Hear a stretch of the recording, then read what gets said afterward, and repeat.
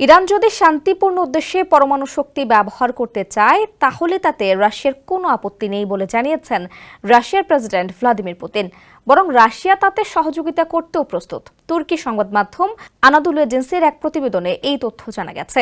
একটি সাক্ষাৎকারে পুতিন বলেন, ইরান পরমাণু অস্ত্র বানাতে চায় এমন কোনো প্রমাণ আন্তর্জাতিক পরমাণু শক্তি সংস্থা IAEA এখন পর্যন্ত পায়নি। তিনি উল্লেখ করেন, ইরানে পারমাণবিক অস্ত্র হারাম বলে ধর্মীয় ফতোয়া জারি রয়েছে, যা বিষয়টিকে আরও স্পষ্ট করে দেয়। তিনি আরও বলেন, রাশিয়া সবসময় পারমাণবিক অস্ত্র বিস্তারের বিরুদ্ধে এবং কোনো দেশ যাতে শান্তিপূর্ণভাবে পারমাণবিক শক্তি ব্যবহার করতে পারে সে বিষয়ে সহযোগিতা করতে চায়।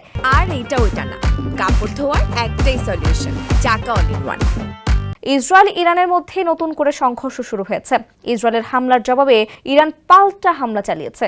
এতে উভয় দেশে প্রাণহানি হয়েছে শতাধিক মানুষের। এই উত্তেজনার মধ্যে পুতিনের শান্তিপূর্ণ পারমাণবিক কর্মসূচিতে সমর্থনের ঘোষণা ইরানের পক্ষে একটি বড় কূটনৈতিক সমর্থন হিসেবে দেখা হচ্ছে। বিশেষ করে পশ্চিমা দেশগুলোর চাপের মুখে এই বার্তা ইরানকে কিছুটা কৌশলগত সুবিধা দিতে পারে বলে মনে করা হচ্ছে।